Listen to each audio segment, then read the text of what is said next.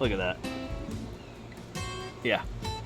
Yeah. Remember what that? Yeah. Remember what that looked like a couple hours ago with that meat on there that was so tight. And let's get Nate. I'm going to use your fork here for just a second to show. Wow. I mean, this could be a spoon that we're using, you know. Wow. And then the sauce makes itself.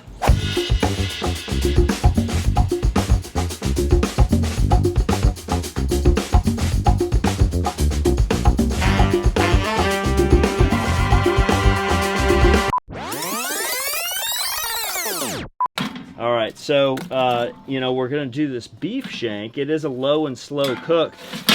This is enough charcoal to get me through, you know, an 8-hour cook. I don't know that we're gonna need 8 hours, but I do want to get at least 2 hours of smoke on this beef shank. Then we're gonna put the tomato paste on the outside and let that go for another 45 minutes or so. And then we're gonna start our braise. So we have to be prepared to set up, indirect, and cook for at least 7 hours, all right? So this is plenty to keep me at a temperature of, you know, 325 for that duration. So you think about how much a cow walks around, it's using that muscle all the time. That's an indicator of how we're gonna cook this thing. So if it's a well-worked muscle, it's gonna be tough. That means we gotta do low and slow. So we're gonna do a mixture of dry heat and moist heat method today. We're gonna smoke this shank and then we're gonna braise it, all in the Kamado Joe. Notice I've got a rip-roaring fire going on right now with a small amount of charcoal. That is the best way to get blue, clear, good smoke. Hot fire, dry wood, not soaked wood chips, but nice pieces of dry wood chunks, Kamado Joe wood chunks, and we're gonna nestle these right in the hottest spot of the fire. We're gonna look for that combustion. It's gonna burn off all the impurities, and we're gonna get that beautiful blue smoke. Now to get the seasoning. So that is a Lane's Barbecue Brisket rub. Heavy on the salt, heavy on the pepper. Really nice for beef. Pretty work, chef. And don't forget this part. And lastly, all right, turn it off. Nice work. Okay, and just like we talked about, we're gonna start nestling these wood chunks. Remember, when we're using natural lump charcoal, it's not actually giving us any smoke. That's a very neutral flavor unless we have fat dripping on it and caramelizing. So we're gonna use these Kamado Joe apple chunks today. And again, I'm just gonna put them right in the hottest spot in the fire. Again, we're gonna leave the bottom completely open, the draft door completely open, and the lid completely open until we see combustion. What you don't want to see is this big, white, billowy, plumy smoke, okay? A lot of people think they don't like smoke, and really, they've just been introduced to bad smoke. So here, notice how we're getting some different colored flames, some different action right now. If I were to snuff this fire out right now, it would all turn white and billowy. So again, I've got a small, intense fire. I'm gonna go ahead and put my deflector shields on. Be careful not to burn yourself. Look at that. And you know, this is a beautiful shank coming to us from E3 Meats, our good friends at E3 Meats. So just to get that airflow going, I'm gonna keep the draft door open here at the bottom. I'm gonna keep the control tower completely open for right now. And we're gonna cruise on to a grill temperature of about 400, and then we're gonna stifle it down a little bit to 300, 325. So it's been about 7 minutes and we're at a cruisy temperature of 400 Fahrenheit. And look, you cannot even see any smoke. But you can imagine all those chunks we just put in aren't burnt up, okay? There's no pillowy big smoke. So that's that clear, translucent, good smoke we're looking for. Wait, what did we call it? The invisible force of flavor. The invisible force of flavor. I like it. It's going. But you can remember back in 6th grade, scientifically smelling. So we're going to take our waft.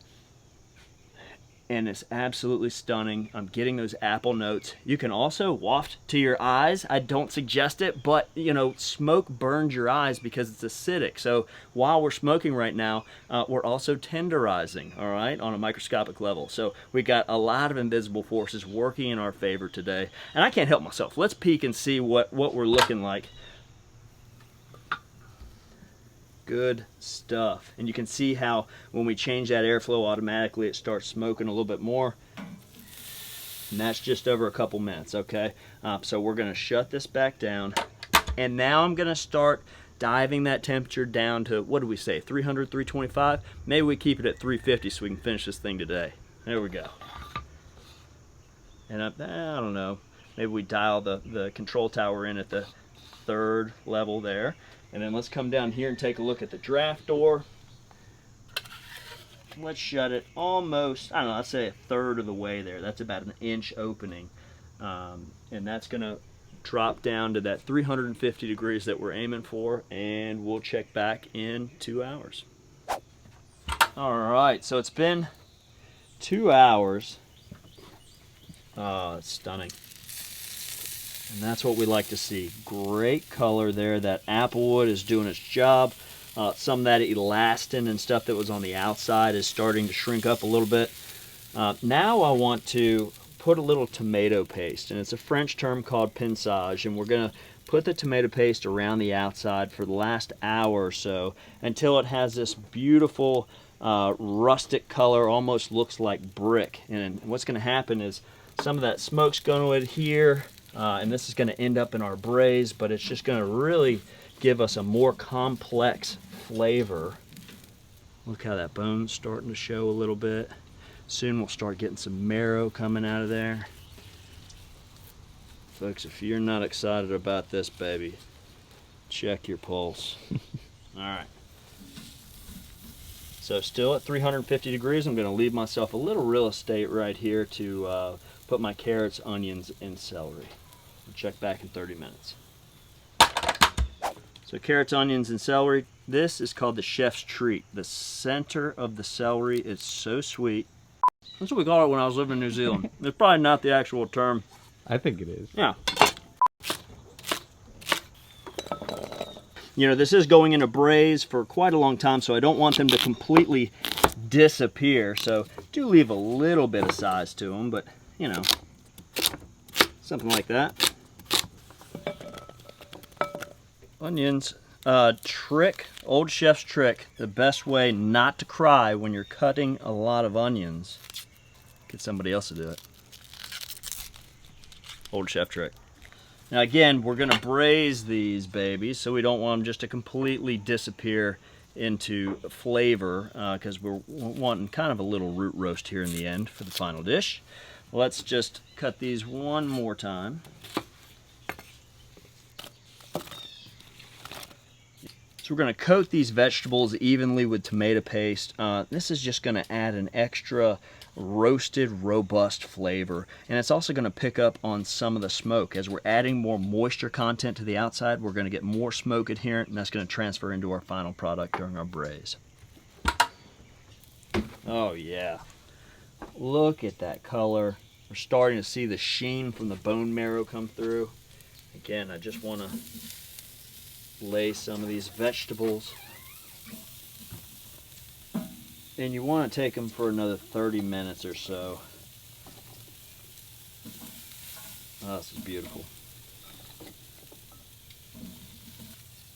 All right, see you in 30. Look at that amazing bark that's building. Loving the color on these vegetables. Notice that all the tomato paste is kind of cooked out, that acid is dissipating, and we're left with that brick looking color that we were really looking for. Next thing we're going to do is transfer all this into our pot, and we're going to switch the setup on our Kamado Joe Classic 2 today. We're going to take out our grill grate, our deflector shields, and turn this into a medium temperature direct braise on the X-Rack. So let's get into that right now. Disappear our half moons,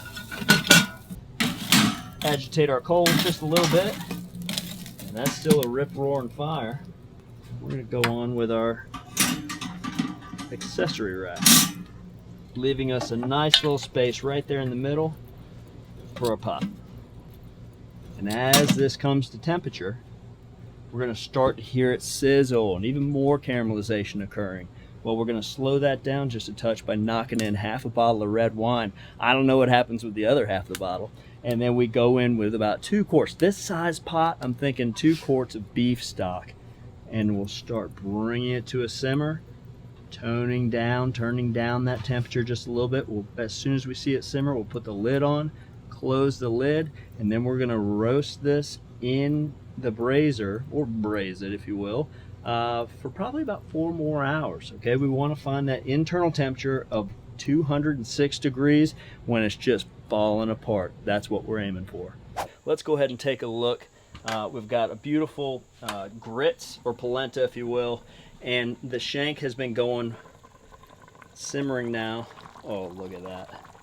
As a culinarian, guys, this is what gets you excited. You forget about these braises until the cooler months roll around, but when you start this thing out and you get it going, you know there's just big, bold flavors and aromas. I mean, this is the kind of dish that'll transport you places just from smelling it. I'm gonna have to get 2 pairs of tongs on this old dos pistolas action. All right, and I don't even know if I'll be able to get it. Let's bring this in just a little bit. And we're gonna scoop and scoop.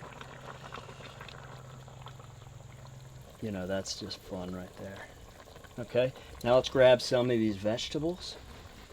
And you know the funny part, the meat is absolutely stunning, but this liquid, you know, here in the South we call it pot liquor.